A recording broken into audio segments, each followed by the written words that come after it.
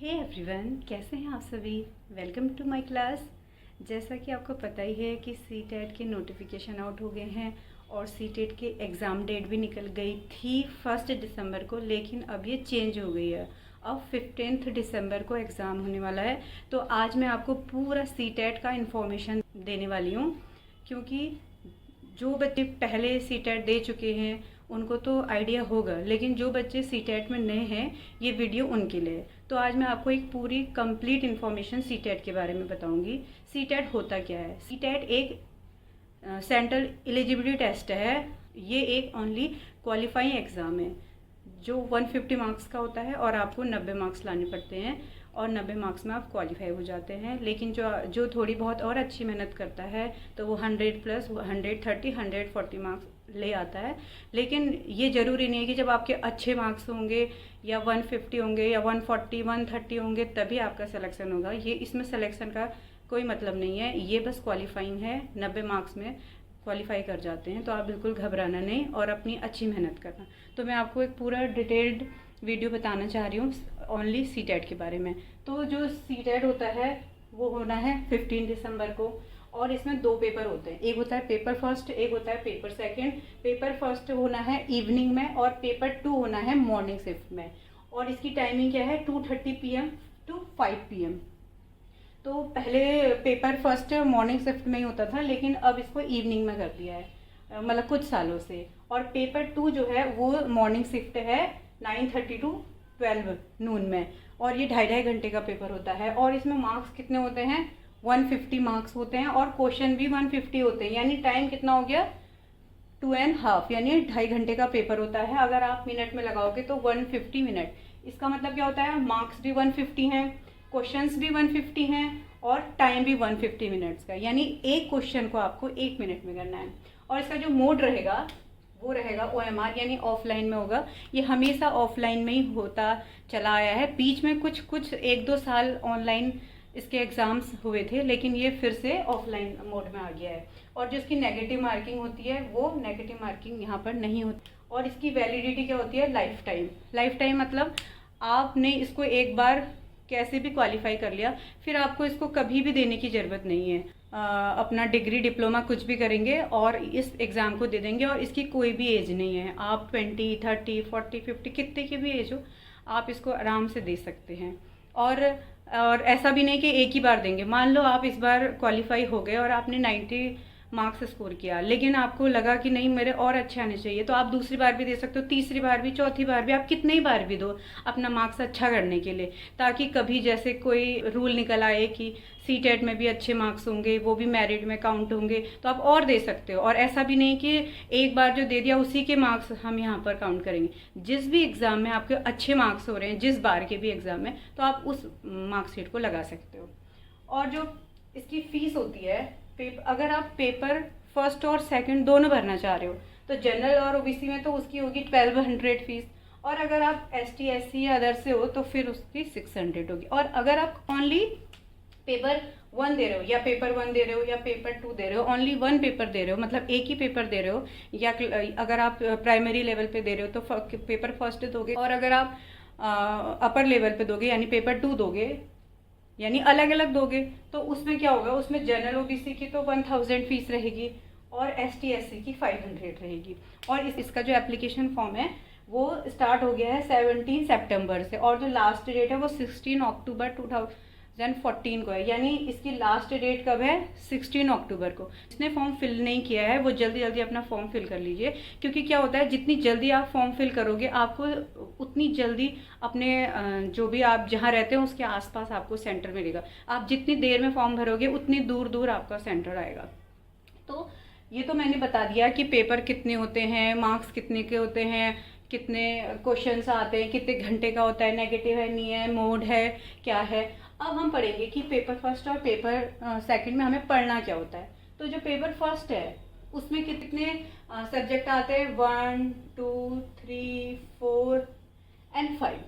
तो इसमें कितने आते हैं, 5 सब्जेक्ट आते हैं, CDP EVS maths, language first और लैंग्वेज सेकंड। और हाँ, एक चीज़ मैं कहना चाह रही हूँ, अगर आप मुझसे पूछोगे कि लैंग्वेज फर्स्ट और लैंग्वेज सेकंड में हम लैंग्वेज फर्स्ट क्या रखें, तो अगर आप मेरे से ही पूछेंगे, मेरा पर्सनल राय पूछेंगे, तो मैं कहूँगी कि आप फर्स्ट क्या लीजिए, हिंदी लीजिए। क्यों? क्योंकि हिंदी में क्या होता है, अपठित गद्यांश आते हैं 2, और जो लैंग्वेज 2 होता है उसमें एक गद्यांश आता है और एक पोयम आती है। तो पोयम हमारे लिए थोड़ी सी टफ पड़ जाती है, जो हिंदी बैकग्राउंड से नहीं है, जो साइंस वाले हैं या जो उन्होंने हिंदी ज़्यादा नहीं पढ़ी है, तो जो गद्यांश वाला पार्ट होता है उसको तो आप पढ़ के आंसर निकाल लेते हो, लेकिन जो पोयम होती है वो थोड़ी सी टफ पड़ जाती है, और थोड़ा सा फर्स्ट से हल्का तो टफ है ही। तो मेरे अकॉर्डिंग तो आप हिंदी को फर्स्ट रखिए और इंग्लिश को सेकंड रखिए। तो और इसमें मार्क्स लाना कोई भी बड़ी बात नहीं, क्योंकि आप जब सीडीपी पढ़ेंगे, और सीडीपी तो हाँ, जो थोड़ा जिसने पहले सीडीपी नहीं पढ़ी होगी उसको हल्की सी मुश्किल लगेगी, लेकिन जब सीडीपी आप एक बार पढ़ने लग जाते हो, अगर अब आप टीचिंग फील्ड में घुस रहे हो तो आपको टीचिंग के बारे में तो पढ़ना ही पड़ेगा। तो सीडीपी क्या है, पूरा टीचर, स्टूडेंट्स, स्कूल, इन सब के बारे में हमें पढ़ना है। तो आप सीडीपी में अगर आप एक बार घुस जाओगे तो ये बहुत इंटरेस्टिंग होती है, और आप इसको पढ़ोगे तो और आपको बहुत अच्छी लगने लगेगी। तो सीडीपी में लोग 28, 29 भी इजीली ला रहे हैं सीडीपी में। और ईवीएस में तो हमने बचपन में पढ़ाई होता है, ये मैं पेपर फर्स्ट की बात बता रही हूँ, और ये बहुत ईजी आता है, बच्चों का आता है, क्लास 5th तक ही आता है इसमें।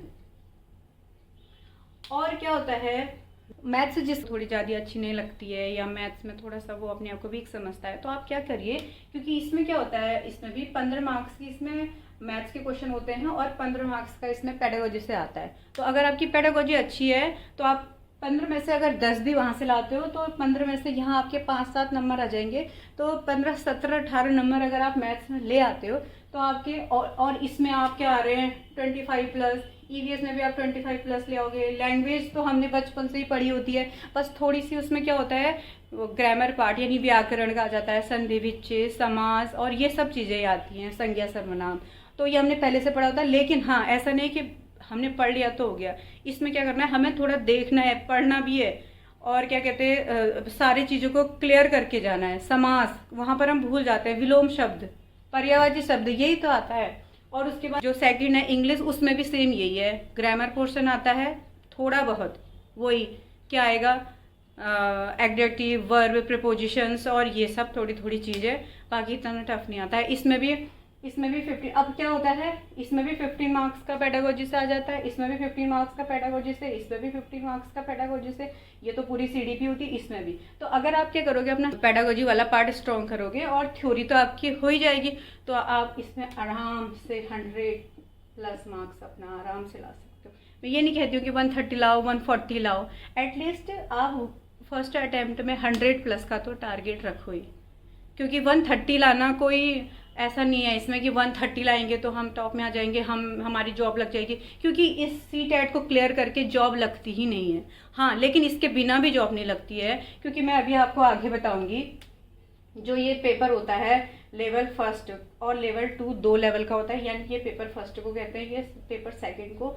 जो पेपर 1 होता है वो पीआरटी होता है और लेवल 2 टीजीटी होता है। तो ये जो होता है, तो ऐसा नहीं है कि जो सीटेट का एग्ज़ाम है वो कोई भी दे सकता है। आपने बीएससी कर ली, एमएससी कर ली, बीटेक कर लिया, कुछ भी कर लिया, लेकिन ये इसके थ्रू आप सीटेट नहीं कर पाओगे। आपने क्या किया होना चाहिए, या डिप्लोमा किया होना चाहिए, जैसे जेबीटी, बीटीसी और भी बहुत सारे डिप्लोमा हैं, और या तो फिर डिग्री करी होगी, जैसे बीएड और बीएलएड, या बहुत सारी डिग्रियां होती हैं जो टीचिंग से रिलेटेड होती है। तो जो टीचिंग डिप्लोमा या टीचिंग डिग्री करता है वही इस सीटेट का फॉर्म भर सकता है। बीएससी, एमएससी, बीए इससे नहीं होता है, उसके पास ये डिप्लोमा या डिग्री होना बहुत ज़रूरी होता है। और हाउ टू प्रिपेयर, और इसको अगर आप प्रिपेयर करोगे तो आप इसको कहाँ से करोगे, ओनली एनसीईआरटी, क्योंकि सारा पेपर एनसीईआरटी से ही आता है। जो लेवल 1 है पीआरटी के लिए, उसमें भी एनसीईआरटी से होगा, तो उसमें हमें प्राइमरी बुक्स पढ़नी पड़ेंगी।